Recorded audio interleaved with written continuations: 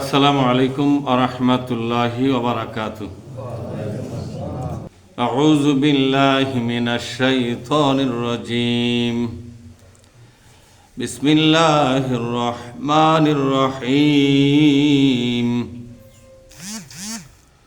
ইয়া দাউদ ইন্না জাআলনাকা খলিফাতান ফিল আরদ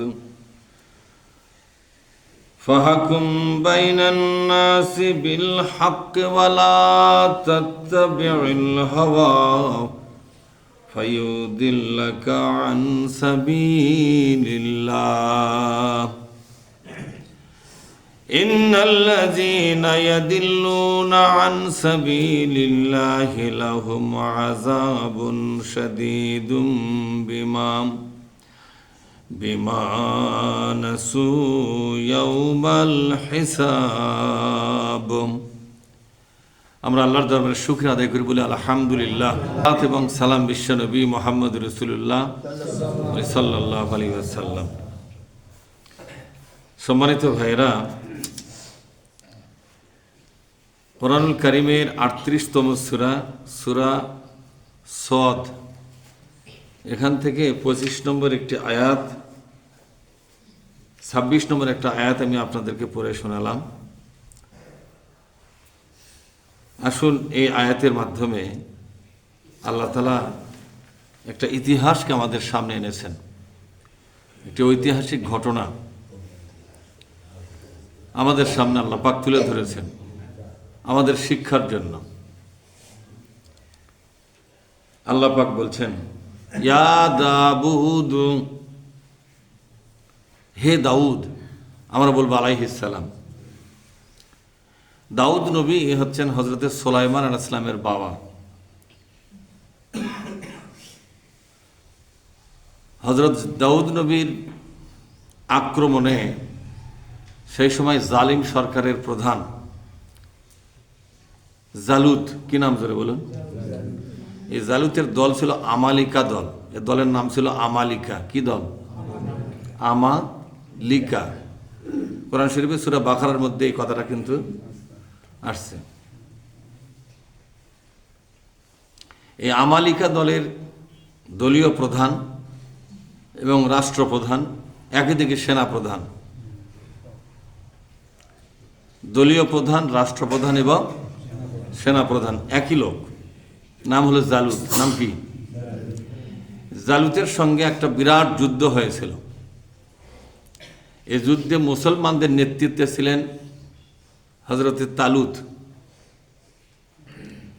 আর ইসলামের দুশমনদের নেতৃত্বে ছিল মিস্টার জালুত।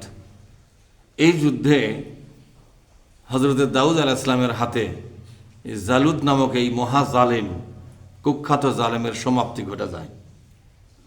আপনারা খুশি না বেজার? তখন থেকে এই দাউদ আলাইহিস সালাম তার দেশে ব্যাপক পরিচিতি লাভ করে, বিখ্যাত বীর হিসাবে। তখন তিনি ছিলেন অবিবাহিত যুবক। কি ছিলেন জোরে বলুন? এরপরে তালুত তার নিজের মেয়েকে দিয়ে হযরতে দাউদ আলাইহিস সালামের সঙ্গে বিবাহ দেন, শ্বশুর জামাই হয়ে যায়। এই মেয়ের পেট থেকে হযরত সুলাইমান আলাইহিস সালাম জন্মগ্রহণ করেন। সুবহানাল্লাহ বলবেন না? সুলাইমান আলাইহিস সালামের নানা কিন্তু একজন বিখ্যাত রাজনৈতিক পরিবারের, কথা ঠিক না? তিনিও বীর যোদ্ধা ছিলেন, পরবর্তী সময়ে বাদশাহ হয়ে গেলেন। সে বাদশার পরিবারের একটা মেয়েই হচ্ছে হযরত সুলাইমান আলাইহিস সালামের মা। আল্লাহ তাআলা দাউদ আলাইহিস সালামকে নবী হিসাবে ঘোষণা দিলেন পরবর্তী সময়। কত বছর বয়সে নবী হয়েছিলেন এটা ইতিহাসে তেমন খুব ভালো একটা দিক নির্দেশনা পাওয়া যায় না। যে সময় নবী করার জন্য আল্লাহ পাক উপযুক্ত মনে করেছেন সে সময় করেছেন। নবী হওয়ার পরে আল্লাহ তাআলা তাকে বললেন, তার উপর যে কিতাব নাযিল হয়েছে সেই কিতাবটা কি? জাবুর কিতাব। এটা পূর্ণাঙ্গ কিতাব। দাউদ আলাইহিস সালাম শুধু নবী ছিলেন না, পাশাপাশি রসুল ছিলেন। কি ছিলেন জোরে বলেন? রসুল ছিলেন। আল্লাহ পাক বলছেন, ইয়া দাউদ, হে আমার দাউদ আলাইহিস সালাম, ইন্না, অবশ্যই আমরা, জাআলনাকা, নির্বাচিত করেছি, প্রতিষ্ঠিত করেছি, খলিফাতান ফিল আরদি, এই জমিনের রাষ্ট্র ক্ষমতা আমি আপনার হাতে দিয়েছি।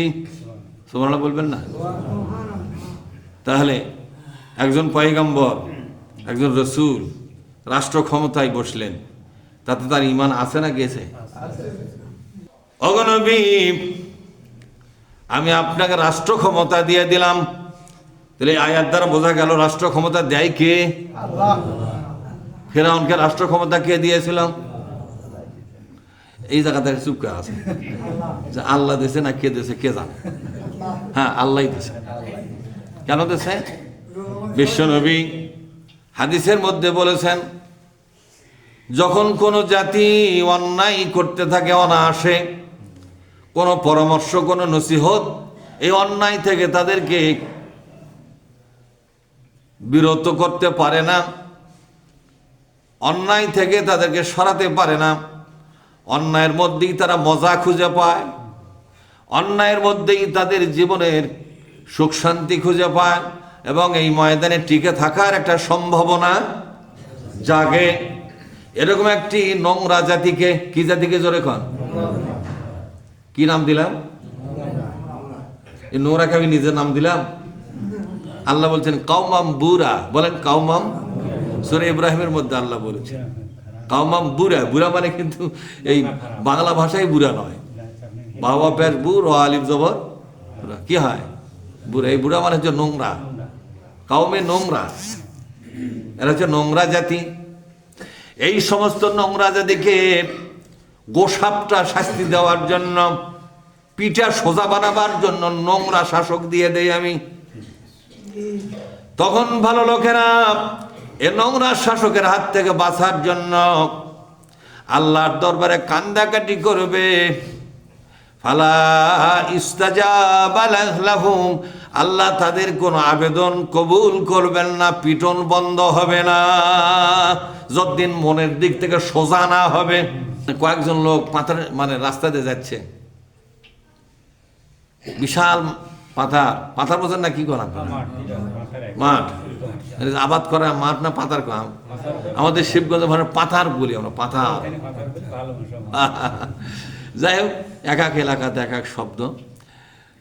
অনেক দূর হাঁটার পরে এদের শরীর ক্লান্ত হয়ে গেছে, রাস্তার উপর একটা গাছ, ওই দাঁত শুয়ে পড়েছে, উপর দিকে দেখে দেখে পাকা পাকা জাম। তো বলছে যে একজন সররি, একজন সরে জাম পারো কেন খাই, সরকারি রাস্তার গাছ, কোনো মালিক হোক খোয়া লাগবে না। তো কে সরবে? ওর মধ্যে একটা হুজুর ছিল। কি ছিল জোরে কর? হুজুর বলছে আমি না হাই সরি, জাতির খেদমতে আমি একটু কাজে লাগাই, মানুষের সেবা করা ভালো, আমি সরি, জাম পারে দেবো, তোমরা খাবা। এক মোসারমিয়া লাভ ধরে করছে যে ও গাছত চলে জাম পাড়া মৌলবীর কাজ নয়, মৌলবীর জন্য জায়েজ নাই। তো কার জায়েজ করছে? আমি মোসারমি, আমারই জায়েজ। বাবাকে ওই মোসারমিয়ার যুক্তি তর্ক শুনে মৌলবীক বাধ্যকে দিছে তুলে, ওই যায় পাকা পাকা জামগুলা খায় আর কাঁচাগুলা ফেলে দেয়। এরা রাগ করে এখন মৌলবী করছে হুজুর দোয়া করো তো আল্লাহ জনক ফেলে দেয়, আল্লাহ জনক। মৌলবী ওয়াজ করতেছে, সবাই মিলে যুক্তি করে আমি মৌলবীর জন্য নাজায়েজ ঘোষণা করিয়া মোসারমিয়াকে উপরে উঠাইয়া দিলাম। আর আল্লাহ কি ঠেকা পড়ছে লোকটাকে লাত্তি দিয়ে ফেলে দেওয়া? আমি তো উপরে চড়বার চাইছিলাম, কথা ঠিক না? ইনসাফের মাধ্যমে জাম আমি পেরে দিতাম, তোমরা খাতে, আমিও খাতাম, তোমরাও। কিন্তু আমাকে তোমরা চড়তে দিলেন, আমার জন্য বলে না জায়েজ। খা এখন পোকা জাম খা, এঙ্গাই হবে। যতদিন পর্যন্ত মৌলবীকে ওপরে তোলার জন্য মনের দিক থেকে পরিবর্তন তোমরা না হবে, ততদিন পর্যন্ত আল্লাহ ঠেকা পড়ে নাই মোসারুকে ফেলে দেওয়া। কথা কন না গায়ে? হ্যাঁ, বুঝেছেন কথা কিছু? সেদিন আমি মাগরিবের নামাজ পড়বার জন্য গেছি, অজু করে গেছি, একটা জুব্বার আলোক করে ওই মসজিদের গামছা কিন্তু মুখ মোছা কঠিন, কিভাবে করেন আমার একদিন ঘিন্ডা ধরেছে বুঝলি, এক লোক মুছে মুছে ওই গামছা চোখো করে লাখ মুছিচ্ছে। আমি করছি আল্লাহর জীবনে এই কাম করবো না, মানুষ তো ব্যাগ খেল দেখতেছি, মানে লাখের যে পোঠা সেটাও কিন্তু ঢুকে মুছে ফেসরে ওই দেখে পরে আমি জুব্বা আলোক করে জুব্বে মুছে নামাজ পড়তে আমার জুব্বা বেজে বেজু এ খামের মধ্যে আমি আর এগুলো কি নোংরা নামাজি লোকে কেন নোংরা হবে কে? তোর লাইতে বলে তুই জনগণের যে কাম তাই লাখ মুছবো, কথা ঠিক না? আল্লাহ পাক দাউদ আলাইহিস সালামকে বলেন, দাউদ আমি তোমাকে রাষ্ট্র ক্ষমতা দিয়ে দিলাম। ইন্না জাআলনাকা, বলেন ইন্না জাআলনাকা খলিফাতান ফিল আরদি, এই জমিনের রাষ্ট্রীয় ক্ষমতা আমি তোমার হাতে দিয়ে দিলাম। এখন তোমার কাজ হলো কি? রাষ্ট্র ক্ষমতা পাওয়ার পরে তোমার কাজ হলো ফাহকুম বাইনান নাসি বিল হক, বলেন ফাহকুম বাইনান নাসি বিল হক। এই আল হক মানে হলো জবুর কিতাব, জাবুর কিতাবের একটা নাম ছিল আল হক। কি নাম ছিল জোরে কোন? তোমাকে যে কিতাব দিয়েছি ওগো নবী, ওই কিতাব দিয়ে আপনি সমাজের বিচার ফায়সালা করবেন, এই কিতাব দিয়ে দেশ এবং জাতি শাসন করবেন। আপনার দেশের অর্থনীতি চলবে জাবুর কিতাব দিয়া, আপনার দেশের সংসদ চলবে জাবুর কিতাব দিয়া, আপনার দেশের শিক্ষানীতি, পররাষ্ট্রনীতি, স্বরাষ্ট্রনীতি, অর্থনৈতিক অবকাঠামো সব কিছুই চলবে জাবুর কিতাব দিয়া। এটা আপনি করতে বাধ্য, এর বাইরে যাওয়া যাবে না। সুবহানাল্লাহ। এই হেদায়েতের কথা কে বলছেন? বলেন তো, আল্লাহর কিতাব দ্বারা রাষ্ট্র চালাবার গেলে কি মানুষ অনায়াসে গ্রহণ করবে? কারণ যারা নোংরা লোক তারা তো কিতাবি শাসন পছন্দ, কথা কয় না রে? নোংরা লোকেরা কিতাবি শাসন পছন্দ করে, তারা বরং বলে আরে আল্লাহর নাজিল করা কিতাব দিয়ে রাজনীতি করা জায়েজ আছে, মানে বড় মুফতি হয়ে গেছে ওরা, কেবলই আরশে আজিম থেকে পাশ করে নেমে এলো, কত বড় মুফতি। হ্যাঁ, পিঠের ওপর যদি গোটা 10 মাটির পাল্লা ভাঙ্গেন আয়তার কুর্তির তর্জমা কবা পারবে না। ফতোয়া দেওয়ার সময় পাকা শয়তান, কথা ঠিক না বেটি? পাকা মুফতি।